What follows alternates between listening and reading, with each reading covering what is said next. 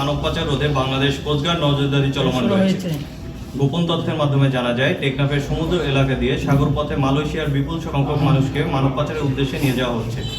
প্রাপ্ত তথ্যের ভিত্তিতে গত 5 জুন 2026 সন্ধ্যা 6টা থেকে মধ্যরাত 12টা পর্যন্ত কোস্টগার্ড জাহাজ মনসুর আলী, স্টেশন টেকনাফ, আউটপোস্ট শাহপুরী ও বাহারছড়া কর্তৃক যৌথভাবে একটি বিশেষ অভিযান পরিচালনা করে। অভিযান চলাকালে একটি সন্দেহজনক বোটকে থামার সংকেত দেওয়া হলে বোটটি সংকেত অমান্য করে দ্রুত গভীর সমুদ্রের দিকে পালানোর চেষ্টা করে। পরবর্তীতে ধাওয়া করে বাহারছড়া সংলগ্ন সমুদ্র এলাকা থেকে বোটটি আটক করা হয়। আটককৃত বোটে তল্লাশি চালিয়ে মালয়েশিয়া পাচারকালে 50 জন ভুক্তভোগী উদ্ধার করা হয় এবং 9 জন মানব পাচারকারীকে আটক করা হয়।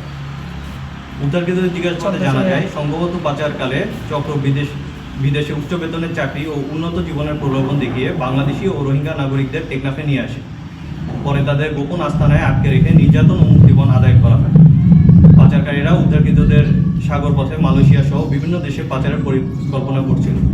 এছাড়া কয়েকজন ভুক্তভোগীকে দেশের বিভিন্ন স্থান থেকে অপহরণ করে মুক্তিপণ আদায়ের তথ্য পাওয়া গেছে।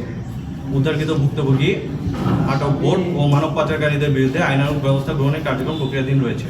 মানব পাচার রোধে কোস্টগার্ড ভবিষ্যতেও এ ধরনের অভিযান অব্যাহত রাখবে। ধন্যবাদ।